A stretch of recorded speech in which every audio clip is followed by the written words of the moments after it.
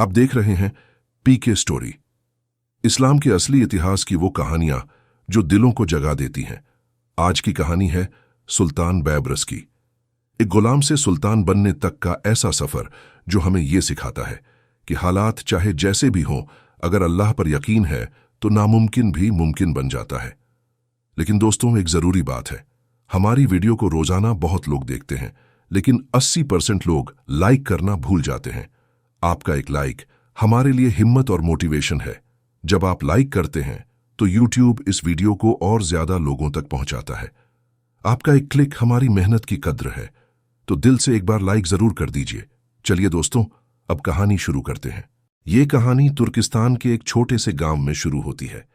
वहां के लोग गरीब थे, लेकिन बहादुर और मेहनती। उन्हीं में एक बच्चा पैदा हुआ जिसका नाम रखा गया बैबार्स।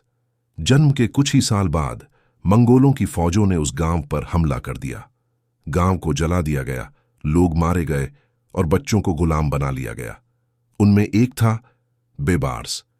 बैबार्स को गुलामों की मंडी में बेचने के लिए ले जाया गया। वहां उसकी आंखों में अलग ही चमक थी। एक व्यापारी ने जब उसके चेहरे पर दाग देखे तो कहा, यह बच्चा तो बदसूरत है, इसे कौन खरीदेगा। लेकिन एक बुजुर्ग ने कहा, इसमें एक बहादुर सुल्तान की निशानी है। आखिरकार बैबार्स को मिस्र लाया गया और ममलूक सुल्तान की फौज में भर्ती कर दिया गया। ममलूक फौजें खास तौर पर गुलाम बच्चों को लेकर उन्हें जंग की ट्रेनिंग देती थीं। बैबार्स ने घुड़सवारी, तलवारबाजी और रणनीति में कमाल हासिल किया।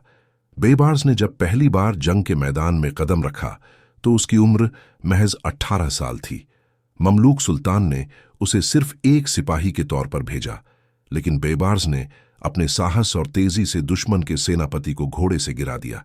यह मंजर देखकर पूरा लश्कर दंग रह गया। उसके बाद बैबार्स को धीरे धीरे फौज में ऊंचा ओहदा दिया जाने लगा। वह सिर्फ तलवार से नहीं लड़ता था, बल्कि वह जंग की चालें भी सोचता था। वह कहता, जंग सिर्फ ताकत से नहीं, दिमाग से भी जीती जाती है। मिस्र और शाम पर जब मंगोलों का खतरा मंडराने लगा तो सुल्तान ने बैबार्स को खास मुहिम पर भेजा। यही वह वक्त था जब बैबार्स का नाम दुश्मनों के दिलों में खौफ बनकर गूंजने लगा। साल था 1260। मंगोलों की फौज ने पूरे इस्लामी दुनिया पर कहर बरपा रखा था। बगदाद, दमिश्क, हर शहर उजाड़ दिया गया था। सबको लगा अब मिस्र और काबा भी मंगोलों से नहीं बच पाएंगे। लेकिन उस वक्त बैबार्स ने एक जंग की योजना बनाई। इन जलूट के मैदान में बैबार्स ने अपने सिपाहियों को तीरंदाजी के लिए पेड़ों के पीछे छिपा दिया। जैसे ही मंगोल फौज आई, बैबार्स ने अचानक हमला करवा दिया। मंगोलों की फौज जो कभी नहीं हारी थी, वह इन जालूट में चकनाचूर हो गई। इस जीत ने बैबार्स को मिस्र का हीरो बना दिया। मंगोलों पर यह पहली हार थी जो इस्लामी दुनिया के लिए एक नई उम्मीद लेकर आई। आइन जलूट की जंग के बाद बैबार्स सिर्फ एक जंगजू नहीं, बल्कि उम्मत का मुहाफिज बन चुका था। आइन जलूट की फतेह के कुछ महीनों बाद मिस्र की फौज के सुल्तान कुतूज की शहादत हो गई। मिस्र की अवाम और फौज ने मिलकर बैबार्स को नया सुल्तान चुन लिया। बैबार्स सुल्तान बनते ही पहले दिन कसम खाता है, मैं इस्लाम के कानून के अलावा किसी और कानून को नहीं मानूंगा।